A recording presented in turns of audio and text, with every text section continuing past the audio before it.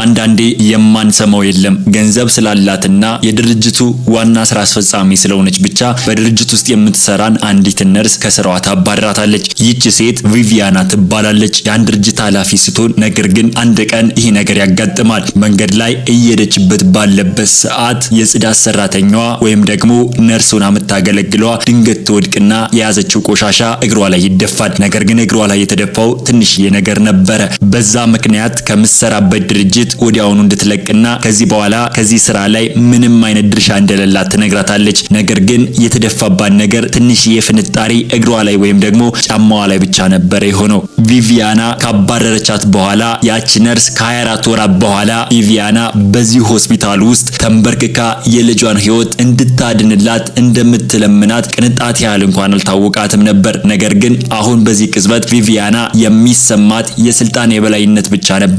ይህ ደግሞ ደስ ያሰኛታል። ብዙ ጊዜ ደስ የምትሰኘውም በሰራተኞች ላይ በደል በመፈጸም ነበረ።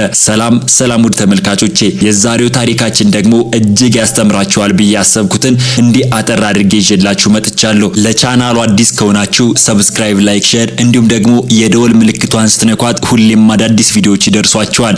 በተለይ ደግሞ ሰላምታዬ በያላችሁበት ቤት እንዲደርሳችሁ ከየት ሀገር ሆናችሁ እንደምትመለከቱ በኮሜንት መስጫ ላይ አሳውቁኝ። እንዲሁም ደግሞ በውጭ ሀገር የምትገኙ ውድ ቤተሰቦቼ በዚህ ሳምንት በሚካሄደው ጦርነት ምክንያት ራሳችሁ እንድትጠብቁና ጥንቃቄ እንድታደርጉ በዚሁ አጋጣሚ ላስተላልፍ ፈልጋለሁ። አሁን ወደ ታሪካችን እንሄዳለን። ቪቪያና ትባላለች። ዶክተር አይደለችም፣ ነርስም አይደለችም፣ ደም ወይም ደግሞ የህመምተኛ ካርድ አንብባ አታውቅም። ለአንድ ለሞት የሚጣጣርን ሰው እጅ ይዛ አታውቅም። ሆኖም ገንዘብን የምትቆጣጠረው ግን እሷ ነች።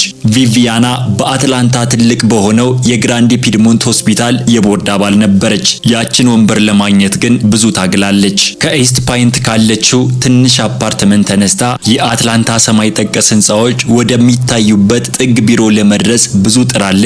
ወላጆቿ የመጡት ከጋና ነበረ። አባቷ ለ22 ዓመታት ታክሲ ሲነዳ፣ እናቷ ደግሞ ጉልበቶቿ እስኪዝሉ ድረስ ቢሮዎችን ታጸዳ ነበረ። ቪቪያና ትልቅ ደረጃ እንድትደርስ ሁሉን ነገር መስዋዕት አድርገዋል። እሷም ደረሰች። የኤጄ ጤና ፋውንዴሽንን በበላይነት ትመራለች። ለካንሰር ምርመራ የሚሆን በቢሊዮኖች የሚቆጠር ገንዘብ ታሰባስባለች። የሶስት ትልልቅ ተቋማት የቦርድ አባል ነች። ለሰኞ ስብሰባዎች የሻኔልን፣ ለአርብ ምሽት ግብዣዎች ደግሞ የዲዮርን አልባሳት ትለብሳለች። ሰው ሁሉ ያከብራታል፣ ይፈራታል። ቪቪያና ግን በእነዚህ ሁለት ነገሮች መካከል ያለውን ልዩነት ማስተዋል ካቆመች ቆይታለች። ባለቤቷ ዴዝሞንድ አንድ ጊዜ ቤታቸው ራት እየበሉ ሳለ እንዲህ አላት፣ ቪቪ አንቺ አሁን ከሰዎች ጋር አትነጋገሪም፣ በሰዎች ላይ ትዕዛዝ ነው የምትሰጪው ይላታል። ቪቪያናም ከስልኳ ቀና እንኳን ሳትል ዴዝሞንድ ነገሮች የሚከናወኑት በዚህ መንገድ ነው ስትል መለሰችለት። ዴዝሞንድ ሹካውን አስቀመጠና ነገሮችን የሚሰባበሩት በዚህ መንገድ ነው አላት። አልሰማችሁም።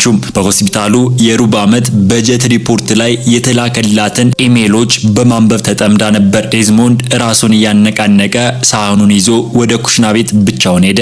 ቪቪያና የደረሰችበት የህይወት ደረጃ ይሄ ነበረ። ክፉ ወይም ደግሞ ሆን ብላ የምትጎዳ ሰው ሆና አይደለም። ነገር ግን ከሰዎች በጣም ከፍ ብላ ስለምታስብ ሌላው አይታያትም ነበር። እርሷ ከታች መሆን ምን እንደሚመስላት ረስተዋለች። እንዲህ አይነቱ ሰው ደግሞ በጣም አደገኛ ነው። ምክንያቱም ጉዳቱ እስከሚደርሳቸው ድረስ ፈጽሞ አይታያቸውም። በሆስፒታል ውስጥ ቪቪያና እንደ ራሷ ቤት በነጻነት ትሽከረከራለች። ለነርሶች ደህና አደራችሁ አትልም። የጽዳት ሰራተኞችንም ስም ለማወቅ አልሞከረችም። ልክ እንደ ቤት ዕቃ አድርጋ ነው የምታልፋቸው። ዶክተሮች እሷ ስትመጣ ፈገግ የሚሉት ስለሚወዷት ሳይሆን የእሷ ፊርማ ለገንዘብ ድጋፋቸው ወሳኝ ስለሆነ ነው። ያን ከምትባል ዶክተር ወይም ደግሞ ነርስ በስተቀር እሷ ጀግና ለመሆን እየሞከረች አልነበረም። ራሷን ለመስራት ብቻ ነበር የምትጥረው። ነገር ግን አንዳንዴ ከስራ የሚያስወጣ ይሄው ስራ በአግባቡ የመስራት ጉዳይ ነው። ያን በግሬድ ፒድሞንት ለ4 ዓመታት ነርሱን አሰርታለች። እድሜዋ 29 ነው። ቀጭንና ዝምተኛ ነች። አንድ ክፍል ውስጥ ስትገባ የሆነ ነገር ማስተካከል እስክትጀምር ድረስ መኖሯ እንኳን የማይታወቅ አይነት ሴት ነች። ያን ያደገችው በዲካር ነው። እናቷ ከኩስማሲ የመጡ ጡረተኛ መምህርት ሲሆኑ ያንና ሁለት ታናሽ ወንድሞቿን ያሳደገችው አባቷ ከሞቱ በኋላ ብቻዋን ነበረ። አባና ከቤቱ ውስጥ እንደ ህግ ነበራቸው። እያንዳንዱን ሰው እንደ ትልቅ ሰው ቁጠሩ፣ ምክንያቱም ሁሉም ዋጋ አለው። ያን ይህንን ህግ በሄደችበት ትከታተላለች። በትምህርት ቤት፣ በነርሲንግ ትምህርት እና በሆስፒታሉ የ12 ሰዓት የስራ ቆይታ ቆይታዋ ሁሉ። በፎቁ ላይ ያሉትን የታካሚዎች ስም በሙሉ ታውቃለች። የልጆቻቸውን ስም ታውቃለች። ማን መርፌ እንደሚፈራ፣ ማን ማታ መብራት እንዲበራለት እንደሚፈልግ እና ማን ከቀዶ ጥገና በፊት ለ5 ደቂቃ ብቻ አብሮት የሚቀመጥ ሰው እንደሚፈልግ ታውቃለች። ሌሎች ነርሶች ይህንን አስተውለው አያውቁም። ዋናዋ ነርስ ፓትሪሺያ አንድ ቀን ጠዋት ያንን ለብቻዋ ጠርታ እንዲህ አለቻት። እዚህ 4 ዓመት ሆነሽ፣ አንድም ቅሬታ ቀርቦብሽ አያውቅም። ይህ ምን ያህል ብቃት እንደሆነ ታውቂያለሽ? ያን በቀስታ ፈገግ ብላ እናቴ አስተምረኝ ለማድረግ ነው የሞከርኩት አለቻት። ፓትሪሻም ራሷን መነቅነቅ፣ እንግዲያውንስ እናትሽ ያስተማረችሽ ነገር የራስሽ ነው፣ ቀጥይበት አለቻት። ያን ድምጿ አይሰማም። ስለ ራሷ ማህበራዊ ሚዲያ ላይ አትለጥፍም። ምስጋና ወይም ደግሞ እድገት አትፈልግም። በቃ ሁልጊዜ በሰዓቷ ተገኝታ ስራዋን ትሰራለች። ሆስፒታሉ ተያይዞ እንዲቆም ከሚያደርጉ ሰዎች አንዷ ነች። ነገር ግን ይህንን ማንም ቢሆን አያውቅም። ማክሰኞ ከሰዓት በኋላ ነበረ።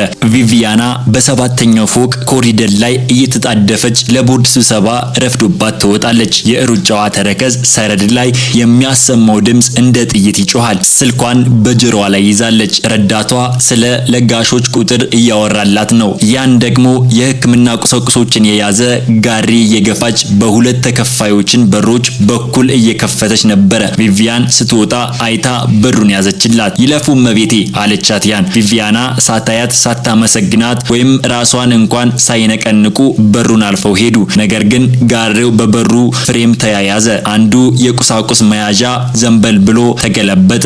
ጋውዙና ጓንቶች መሬት ላይ ተበተኑ። ያን ተንበርክካ መልቀም ጀመረች። ቪቪያና ጉዞዋን አቆመች። እየዞረች ግን ለመርዳት ፈልጋ ሳይሆን የጫማዋ ላይ የሆነ ነገር ስለረጠባት ነበረ። ወደ ታች ስታዩ አንዲት ትንሽ ጠርሙስ መሬት ላይ ተንከባላ ተረከዟ ላይ ተነካክታለች። ቪቪያና ጠብታዋን አፈጠጠችባት። ከዚያም ያን አየቻት። ምንድነው ይሄ ብላ ጠየቀቻት። ቪቪያና ያን ከመሬት ቀና ብላ በጫማዋ ላይ ያለውን ጠብታ ስታይ ሆዷ ባርባር አላት። በጣም ይቅርታ መቤቴ ሳላይሽ ብቻ ነው ላጽዳው ብላ ወደ እሷ ተጠጋች። ቪቪያናም ይሄ ጫማ ስንት እንደሚያወጣ ታውቂያለሽ ብላ ጠየቀቻት። ያንም አይኖቿን በመርገጥ ይቅርታ በአጋጣሚ ነው፣ ጋሪው በበሩ ምን በምን እንደተያዘ ግድ የለኝም፣ የበለጠ ጥንቃቄ ማድረግ ነበረብሽ ብላ ተቆጣቻት። ያን በቀስታ ቆመች። እናቷ እንዳስተማረቻት ድምጿን ረጋ ያለና የተከበረ አድርጋ ልክ ነውት ይቅርታ ጠይቃለሁ አለች በመረጋጋት። ነገር ግን ያን ያየቻት መንገድ ቪቪያናን በሆነ ምክንያት ረበሻት። ንቀት አልነበረም፣ አለማክበር አልነበረም፣ ዝም ብሎ የጸና እይታ ነበረ። ያን አልፈራቻትም። ቪቪያና ደግሞ ለዚህ አልተለመደችም። ዞር አለችና መንገዷን ጀመረች። ነገር ግን ትንሽ እንደሄደች ዞር ብላ አየቻት። ያን እንደገና ተንበርክካ የሕክምና ቁሳቁሶችን እየለቀመች ነበረ። የቪቪያና መንጋጋም በቁጭት ተገጣጠመ። ያቺ ቅጽበት ለምን አእምሯ ውስጥ እንደቀረች አላወቀችም፣ ግን ቀርታለች።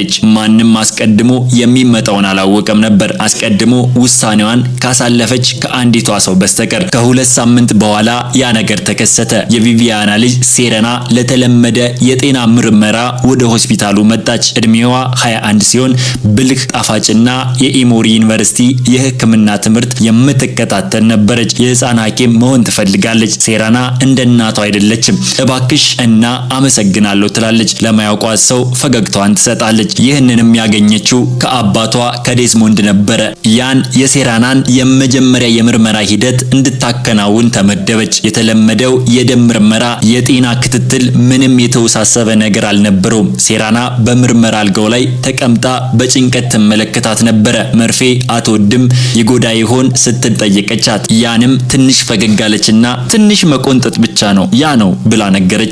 ከ10 ሰከንድ ውስጥ ትረሻዋለሽ፣ ቃል ትገቢልኛለሽ? ቃል እገባለሁ አለቻት። ያን ደሙን በፍጥነትና በጥንቃቄ ቀዳች። ሴራና ምንም አልተንቀጠቀጠችም። አየሽ አለቻት። ያን ጨርሰናል ብላም አስረዳቻት። ሴራና ሳቀች። እሺ ያን ያህል መጥፎ አልነበረም፣ በእውነት ጎበዝ ነሽ አለቻት። ያን የ4 ዓመት ልምድ ውጤት ነው፣ ወይ ዘደኛ ትሆኛለሽ ወይ ደግሞ ትወቀሻለሽ አለቻት። ሁለቱም ሳቁ። በዛ ጊዜ ቪቪያና ገባች። ከምሳ ግብዣ ቀጥታ ነበር የመጣችው። የክሬም ቀለም ያለው የወርቅ ጉትቻ አድርጋለች። መገኘቷ በክፍሉ ውስጥ እንደ አየር ግፊት ለውጥ እንዲሰማ አደረገ። ሴራና ጨረስሽ? ሊያልቅ ነው እማዬ ይህች ነርስ በጣም ጎበዝ ነች፣ ምንም አልተሰማኝም ብላ መለሰችላት። ቪቪያና ወደ ያን ተመለከተች። አይኖቿ በጥርጣሬ ተጨነቁ። እንደገባች አወቀቻት ያን የጫማ አጋጣሚ እና መሬት ላይ ተንበርክካ ነገር ግን ፈጽሞ ያልፈራቻት ሴት። አንቺ አለቻት ቪቪያና። ያና ቀና ብላ ተመለከተች። እንደምን ዋሉ ወይዘሮ ኤጄ ብላ መለሰችላት። ለልጄ አንቺ እንድትመደቢ አልጠየቁም አለች ጮክ ብላ። ክፍሉ በዝምታ ተዋጠ። ሴራና ግራ ተጋባች። እማዬ ምንድነው የምታደርጊው አለቻት። ያን ልቧ በፍጥነት ይመታ ነበረ፣ ነገር ግን ድምጿ አልተቆራረጠም። ወይዘሮ ኤጄ የመጀመሪያው ምርመራ ተጠናቋል። ሁሉም ነገር በጥሩ ሁኔታ አልፏል። ምንም አይነት ስጋት ካለ የኔ ስጋት በዚህ ክፍል ውስጥ እንድትገኚ ፍቃድ አለመስጠቴ ነው። ያ በቂ ነው አለቻት። ሴራና የእናቷን እጅ ነካቻት። እማዬ ይበቃሻል፣ እሷ በጣም ጎበዝ ነበረች፣ ምንም ያጠፋችው ነገር የለም አለቻት። ቪቪያና እጇን ቀስ አድርጋ ግን በቁርጠኝነት ሳብ አደረገቻት። አንዴ ደግማ ያንን ተመለከተቻት። አሁን ከበላይሽ ኃላፊሽ ጋር መነጋገር ፈልጋለሁ። ያን ምራቋን ዋጠች። እሺ ወይዘሮ ኤጄ አለቻት። ከክፍል ወጣች። እጆቿ ይረጋጉ እንጂ በውስጧ የሆነ ነገር እየተሰባበረ እንደነበረ ይታወቃል። ከ15 ደቂቃ በኋላ ቪቪያና በሪቻርድ ቢሮ ውስጥ ነበረች። ሪቻርድ የሆስፒታሉ ዋና ስራ አስፈጻሚ ነች። ለ11 ዓመታት በዚህ የስራ መደብ ላይ ቆይታለች። እርጋታ ያላት ባለሙያ፣ ብቃት የተላበሰች ሰው ነበረች። ደግሞም ለሆስፒታሉ የሚገባው የገንዘብ ድጋፍ ውስጥ ከፍተኛ ድርሻ የሚመጣው የኤጄ የጤና ፋውንዴሽን መሆኑንም በሚገባ ያውቃሉ። ቪቪያናም ጮክ ብላ ሪቻርድ ያቺ ነርስ ለልጅ እንክብካቤ በቋሚነት እንድትወገድ ፈልጋለሁ። ሪቻርድ ወደፊት ዘንበላለች። ቪቪያን ነርስያን እጅግ በጣም ጥሩ የሆነች የስራ ታታሪ ያላት፣ ምንም አይነት ቅሬታ ቀርቦባት አያውቅም። ታካሚዎች በእሷ በጣም ረክተዋል። ከምርጥ ሰራተኞቻችን አንዷ እሷ ነች። ቪቪያናም የስራ ታሪኳን አልጠየቁሽም፣ እንድትወገድ ነው ያልኩሽ አለቻት። ምን እንደተፈጠረ ልትነግሪኝ ትችያለሽ አለቻት። ቪቪያን ዝም አለች። ነርሷ በሩን ይዛ ስለቆመች ወይስ ሴቲቱ ሳትበረግግ አይኗን ስለተመለከተቻት እነዚህ ሁሉ ልትናገራቸው አልቻለችም። ምክንያቱም ጮክ ብለው ሲነገሩ ምንም እንዳልሆኑ ስለምታውቅ። ስለዚህ ከዚህ የከፋ ነገር ተናገረች። ነርስ ደም ስትወስድ በጣም አስቀያሚና አስጠይ ነገር፣ በዛ ላይ ደግሞ ልጄን ቁስል በቁስል አድርጋታለች። ሴራናን ምቾት አልተሰማትም ነበረ። በብቃቷ ላይ እምነት የለኝም ብላ ነገረቻት። ይህ ውሸት ነበረ። ንጹህ ታስቦበትና ተሰልተውበት የተዋሸ ውሸት። የሪቻርድ ፊት ተለዋወጠ። አላመነቻትም ነበረ። የያንን የሰው ኃይል ፋይል አይታለች። የታካሚዎችን ምስክርነት ታውቃለች። ነገር ግን የቪቪያና ኤጅ ፋውንዴሽን ባለፈው ዓመት ለሆስፒታሉ 2.3 ሚሊዮን ዶላር ለግሷል። 2.3 ሚሊዮን። በዚህ ቅጽበት በጠረጴዛ ላይ የነበረው ክደት ይህ ነበረ። እመሰክራለሁ አለች። አትመልከቹ፣ መፍትሄ ስጭኝ። ቪቪያና ተነሳች። ጃኬቷን አስተካክላ ወጣች። በወሩ ማብቂያ ላይ ያን ቢሮ ተጠራች። ፓትሪሽም አይኗን ማየት አቅቷት ነበረ። ያን ይህንን እንዴት እንደምነግርሽ አላቅም፣ ብቻ ተናገሪው። ቦርዱ ከ7ኛ ፎቅ እንድትወገጂ ወስኗል። ይህም ከአሁን ሰዓት ጀምሮ ተግባራዊ ይሆናል። ያን አልተንቀሳቀሰችም። ለምን ተወገድኩ አለቻት። ከአንድ ታካሚ ጋር በተያያዘ ቅሬታ ቀርቧል። ከማን ብላ ጠየቀቻት። ፓትሪሽም አመነቻት። መናገር አልችልም ብላ ነገረቻት። ወይዘሮ ኤጄ ነበረች አይደል ብላ ነገረቻት። ዝምታ ሰፈነ። የያን ድምጽ ለመጀመሪያ ጊዜ ተንቀጠቀጠ። ፓትሪሽ አንቺ ታውቂያለሽ፣ ራስሽ እንዳልሽው ለ4 ዓመት ውስጥ አንድም ቅሬታ ቀርቦብሽ አያውቅም፣ አንድም እንኳን ብላ ነገረቻት። የፓትሪሽ አይኖቿ በእንባ ረጠቡ። አውቃለሁ፣ ታዲያ እንዴት ትችያለሽ? የእኔ ውሳኔ አይደለም ያን፣ አዝናለሁ፣ ትዕዛዙ የመጣው ከበላይ ነው አለቻት። ከበላይ ማለት ከቦርዱ ማለት ነው? ከበላይ ማለት ገንዘብ ማለት ነው? ከበላይ ማለት ቪቪያን ማለት ነው ብላ ነገረቻት። ያን እንደዚህ ያለች ቀስ ብላ ቆመች። አላለቀሰችም፣ አልጮኸችም። ለ4 ዓመታት ማለዳ እየገባች እስከ ምሽት የቆየችባቸው ታካሚዎች በስሟ የሚጠሯቸውና ቤተሰቦቿ ኮሪደር ላይ የሚያቅፏቸው ትዝታዎች እያዩ አይኖቿን ፓትሪሽ ላይ ተከለች። ተረድቻለሁ አለች፣ ግን አልተረዳችም ነበረ። በእርግጥም አልተረዳችም። ከሰዓታት በኋላ ከ7ኛው ፎቅ ላይ የሚገኘውን የመቆለፊያ ሳጥን እያጸዳች ያንን ፎቅ በመቶች የሚቆጠሩ ታካሚዎችን እያጽናናችበት፣ እጆቻቸውን እየጨበጠችበት፣ ቁስላቸውን የቀየረችበትና ደጋግማ ደና ትሆኛለሽ፣ ደና ትሆናለሽ ስትል በጆሯቸው ያንኮሻኮሸችበት ፎቅ ነበረ። ነበረ። ቃላቶቿ በአጥንቶቿ ውስጥ እስኪቀሩ ድረስ ደጋግማ ትናገራቸዋለች። አነስተኛ የካርቶን ሳጥን ይዛ ወደ ሊፍት አመራች። በሳጥን ውስጥ ትርፍ የነርስ ልብሶቿ፣ የእናቷ ፎቶና የአንድ ታካሚ ልጅ የላከችላት የምስጋና ካርድ ነበረ። ቪቪያን ያችን ነርስ ማባረሯ የጥንካሬ ስሜት እንደሚሰማት ያደርጋል ብላ አስባ ነበረ። ለ30 ሰከንድ ያህል ተሰማት። ከዚያ በኋላ ቪቪያን ስለ ያን አላሰበችም። የስልጣን ሰዎች ባህሪ እንዲህ ነው። የሰውን ሕይወት የሚያጠፋ ውሳኔ ያስተላልፋሉ፣ ከዛም ወደ ራት ግብዣ ይሄዳሉ። ቪቪያን ከዛም ምሽት ወደ አንድ የገቢ ማሰባሰቢያ መርሃ ግብር ሄደች። ደማቅ አረንጓዴ ልብስ ለብሳ ነበረ። የጤና ጥበቃ ገረድ ስላለው ርህራሄ ንግግሩ አደረገች። ህዝቡ አጨበጨበላት። አንዳንዶቹ የማህበረሰቡ ምሰሶ አላት። ፈገግ አለች። ወደ ቤቷ ተመለሰች። ልጇን ሴራንን ስማ ተሰናበተቻት። ከዛም ከባሏ ከዴዝመንድ አጠገብ ተኛች። ውሎሽ እንዴት ነበር ሲል ጠየቃት። ውጤታማ ነበር አለች። መብራቱን አጠፋች። ያደረገችው ነገር በዚህ አንዲት ቃላት ተጠናቀቀ፣ ውጤታማ ነበር በሚል። ነገር ግን የሆስፒታሉ የሷን አለመኖር ተሰማው። በሰባተኛ ፎቅ ላይ ያሉ ታካሚዎች ተሰማቸው። የ78 ዓመቷ ወይዘሮ ዴላኒ ከዳሌ ቀዶ ጥገና በማገገም ላይ ሳሉ በማግስቱ ጠዋት የጥሪ ቁልፉን 3 ጊዜ ተጫኑ። ለ14 ደቂቃ ማንም አልመጣም። በመጨረሻም ሳትጠብቅ አንድ ነርስ መጣች። ያን አልነበረችም እንዴ ብላ ጠየቀች። ያቺ ወጣት የታለች ሲሉ ወይዘሮ ዴላኒ ጠየቁ። ያቺ ዝምተኛዋ ሁልጊዜ ወዲያውኑ ትመጣ ነበረ። ከዛም የመጣችዋ ነርስ ከዚህ ፎቅ ተቀይራለች እመቤቴ አለቻቸው። ወይዘሮ ዴላኒ ፊታቸውን አጨማደዱ። ለምን ብለው ጠየቁ። ግን ማንም አልመለሰላቸውም። ሚስተር ኦይ የ63 ዓመት የስኳር ታካሚ የኢንሱሊን ምርመራ ከመደረጉ በፊት ሁልጊዜ ይጨነቅ ነበረ። አልጋቸው ላይ ተኝተው ይጠብቁ ነበረ። ያን የእሱን የስኳር መጠን ስትለካ ስለ ልጆቹ ታወራው ነበረ። ስሞቻቸውን ጭምር ታውቃቸው ነበረ። ነገር ግን አሁን የተቀጠረችዋ ቁጥሩን ብቻ አየችና ወጣች። ሚስተር ኦይ ጣሪያውን እያየ ቀረ። ፓትሪሽ ልዩነቱን በአንድ ሳምንት ውስጥ አስተዋለች። በሰባተኛ ፎቅ ላይ ያለው የቅሬታ ብዛት ጨመረ። የታካሚዎች እርካታ ቀነሰ። ትልቅ አደጋ አልተፈጠረም። በዜና የሚነገር ነገር አልነበረም። ነገር ግን አንድ አይነት የቅዝቃዜ ስሜት ሰፈነ። ማንም ምክንያቱን ሊያውቅ አልቻለም ነበረ። ነገር ግን ፓትሪሽ ግን ታውቀው ነበረ። አንድ ምሽት ቢሮዋ ውስጥ ተቀምጣ የያንን ባዶ የፋይል አቃፊ ትመለከት ነበረ። ልትደውልላት፣ ይቅርታ ልትጠይቃትና ልታስረዳት አሰበች። ግን ምን ትላታለች? ስለፈራው እንድትባረር ይፈቀድኩ። ይህ ደግሞ ይቅርታ ሳይሆን ጥፋተኝነትን መናዘዝ ነው። ስለዚህ ምንም ሳትላት መልሳ ዘጋችው። ያን ግን ህይወቷ እንደገና መገንባት ጀመረች። ለ3 ሳምንት በዳካር ከእናቷ ጋር አሳለፈች። እናቷ አባና መጀመሪያ ላይ ምንም አልጠየቀቻትም። የጆሎፍ ሩዝ ሰርታ ጠረጴዛ ላይ አስቀመጠችላት። ከልጇ ጋር በዝምታ ተቀመጠች። በአራተኛው ቀን ያ ሁሉንም ነገር ነገረቻት። ስለ በሩ፣ ስለ ጫማው፣ ስለ ውሸቱ እና ስለ መባረሯ አባና ሳታቋርጥ አዳመጠቻት። ይህ ንግግሯ ስትጨርስ እናቷ እጇን ያዘቻት። ሁልጊዜ የምነግርሽን ታስታውሻለች። ያን አንገቷን ነቀነቀች። አይኖቿ በእንባ ረጥበው ነበረ። እያንዳንዱ ሰው ዋጋ እንዳለው አድርገሽ ተመልከች፣ ምክንያቱም ዋጋ አላቸውና። እንዲህ አድርጌ ነበር ማማ፣ ሁሉንም ነገር በትክክል ሰርቼ ነበር። ግን እነሱ አሁን አውቃለሁ ያማል። ግን ስሚኝ ያን። አባና እጇን ጠበቅ አደረገቻት። አንድ ሰው መልካም በመሆኑ ሲቆጣሽ ያ ያንቺ ሸክም አይደለም፣ የእሱ ነው። እነሱ ይሸከሙታል። ምናልባት ዛሬ ባይሆንም ይሸከሙታል። ያን እንባዋን ጠረገች። አሁን ምን ላድርጋለች? አባና ፈገግ አለች። ሁልጊዜም የምታደርጊውን አድርጌ፣ ሰዎችን እርጂ አለቻት። ከ2 ወራት በኋላ መርሲ ሂል በሚባል ነፃ የሕክምና ክሊኒክ ውስጥ ስራ አገኘች። ክሊኒኩ ኢንሹራንስ የሌላቸው ታካሚዎችን የሚረዳ በደቡብ አትላንታ የሚገኝ ትንሽ ቦታ ነበረ።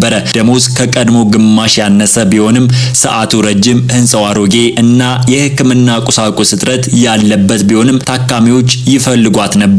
ያን ደግሞ ተፈላጊ መሆን ትፈልግ ነበረ። በመጀመሪያው ቀን በንጹህ የነርስ ልብሷ መጣች። በተጠባባቂ ክፍል ውስጥ ያሉትን ታካሚዎች በሙሉ ራሷን አስተዋወቀች።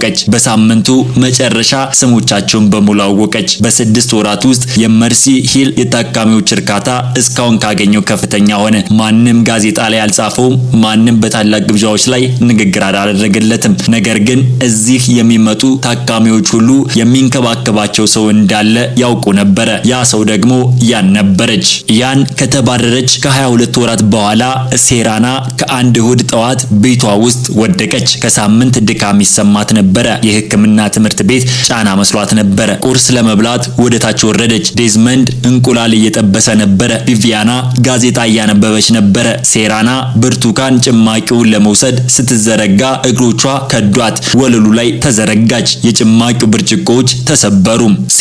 ሴራና እያለ ዴዝመንድ መጥበሻውን ጥሎ ወደ እሷ ሮጠ። ቪቪያና ደነገጠች። ሴራና ልጄ ምን ሆንሽ? አለች። የሴራና አይኖች ክፍት ቢሆኑም እይታዋ ተዝረክርኮ ነበረ። አተነፋፈሷ ተቆራረጠ። እማዬ እግሮች አይሰሙኝም አለች። እነዚህ 6 ቃላቶች የቪቪያና ዓለም ለሁለት ሰነጠቁት። በ9 ደቂቃ ውስጥ አምቡላንስ ደረሰ። ወደ ግሬድ ፒድመንት ሆስፒታል ወሰዳት። እናቷ በቦርድ አባልነት ወደምትመራው ሆስፒታል፣ በአንድ ወቅት አንዲት ነርስ ደሟን በፍቅር የወሰደችበት ሆስፒታል። ለ3 ቀናት የተለያየ ምርመራዎች ተደረጉላት። በአራተኛው ቀን ዶክተር ኤሊዮት ከቪቪያና ከዴዝመንድ ጋር ተቀመጡ። ፊታቸው ላይ ፈገግታ አልነበረም። ታዋቂው ዶክተር ኤሊዮትም እንዲህ ይላቸዋል፣ ልጃችሁ የነርቭ ስርዓቷ የሚያጠቃ ብርቅዬ በሽታ አጋጥሞታል። በጣም አስቸጋሪና በፍጥነት እየተስፋፋ ያለ በሽታ ነው አላቸው። ቪቪን አፏን ከፈተች፣ ግን ድምፅ አላወጣችም። ዴዝመንድ የወንበሩ እጅ አጥብቆ ያዘ። ምን ማለት ነው? ምን እናድርግ ብሎ ጠየቀው። ዶክተርም ትንፋሻቸውን እያወጡ እንዲህ አሉ፣ ሕክምና አለ። ልዩ የሆነ ቀዶ ጥገና ነው። ይህን ማድረግ የሚችሉ በጣም ጥቂት ዶክተሮች ናቸው ያሉት። ዋናውን ስፔሻሊስት ለይተናል። እንግዲያውስ አምጡት አለች ቪቪያን። ድምጿ እንደ ቦርድ ስብሰባ ትዕዛዝ ሰጪ። ቪቪያን ገንዘብ ችግር የለም፣ ምንም ያህል ቢጠይቅ ማንም ቢሆን ማንንም አምጡት አለች። ዶክተሩም ቀስ ብሎ ራሱን በመነቅነቅ ስሙ ዶክተር ኮፊ ይባላል። መነሻው ባልቲሞር ቢሆንም ሴራኒን ለመመርመር ወደ አትላንታ ለመምጣት ተስማምቷል አላት። ቪቪያን በጉጉት ጥሩ ነው፣ መቼ ነው የሚመጣው ስትል ጠየቀች። ሐሙስ የሚል ምላሽ ተሰጣት። ቪቪያንም በቆራጥነት ቆመች። ሰውነቷ ቢንቀጠቀጥም ፍርሃቷን ወደ ቁጥጥር ለመለወጥ መንጋጋዋን አጥብቃ ጀርባዋን አቃናች። የሚፈልገውን ሁሉ አቅርቡለት፣ ሆስፒታሉ እንዲዘጋጅ ለሪቻርድ ራሴ ደውላለሁ ብላ ወጣች። የጫማዋ ድምፅ በኮሪደሩ ላይ ሲሰማ እንደ ሁልጊዜው በኃይለኝነት ሳይሆን እንዳይሰባበሩ የሚታገሉ ሴት የሚመስል ድምፅ ነበረ። በዛ ምሽት ቪቪያን የታመመችዋን ልጇን ሴራንን ክፍሏ ውስጥ እያታለለቻት ተቀመጠች። ለመጀመሪያ ጊዜ ስልኳን ዘጋች። ኢሜሎቿን፣ የቦርድ ስብሰባዎቿን ረሳች። የልጇን እጅ ይዛ እባክህን ልጄን አትውሰድብኝ፣ ማንኛውንም ነገር አደርጋለሁ ስትል በለቅሶ ትማጸናለች። ባለቤቷ ዴዝመንድ በበሩ በኩል ሆኖ ሲመለከታት ያችን ሁሌም በራስ መተማመን የምትታወቀዋን ሚስቱን ሳይሆን የፈራችና የደነገጠች እናትን አየ። ሐሙስ ቀን ኮፊ ዶክተር ደረሰ። ረጅም የሸበተ ጸጉር ያለውና ከፍተኛ መረጋጋት የሚታይበት ሰው ነበረ። ይህንን ቀዶ ጥገና 11 ጊዜ አድርጎ 9ኙ ተሳክቶለታል። 2ቱ ግን አጥቷቸዋል። ውጤቱን ሳይሆን ጥረቱን ዋስትና ሰጠ። የሴራን የሕክምና መረጃዎች ለ2 ሰዓታት ከመረመረ በኋላ ከቪቪያና ከዴዝመንድና ከሆስፒታሉ ስራ አስኪያጅ ሪቻርድ ጋር ተቀመጡ። ቀዶ ጥገናውን ማድረግ እችላለሁ፣ ነገር ግን ጊዜያችን በጣም ጠባብ ስለሆነ በ10 ቀናት ውስጥ መጀመር አለብን አለ። ቪቪያን እፎይ አለች። እነሆም ዶክተሩ አንድ የማይታጠፍ ቅድመ ሁኔታ ነበረው። ይህ ቀዶ ጥገና እና የቀዶ ጥገና በኋላ ያለውን እንክብካቤ በጣም ጥንቃቄ ይፈልጋል። እኔ የምተማመንባት ከዚህ በፊት አብሬያት የሰራሁት አንዲት ነርስ ካላመጣችሁ በስተቀር ይህንን ስራ አልጀምርም አለ። ቪቪያን በችኮላ ማናት እሷ? በማንኛውም ዋጋ እንቀጥራታለን አለች። ዶክተሩ አይኗን እያየ ስሟ ያን ይባላል አለ። ክፍሉ ውስጥ ያለው አየር በአንድ ጊዜ ተቀየረ። ቪቪያን ድንገት የውስጥ ማንነቷ ሲፈራረስ ተሰማት። ሪቻርድ አይኑን ሰበረ። ዴዝመንድ ግራ ተጋባ። ዶክተሩ ቀጠለ፣ ይህች ነርስ ከ2 ዓመት በፊት በዚህ ሆስፒታል ውስጥ ትሰራ እንደነበር አውቃለሁ። ያለሷ እርዳታ ቀዶ ጥገናውን አላደርግም።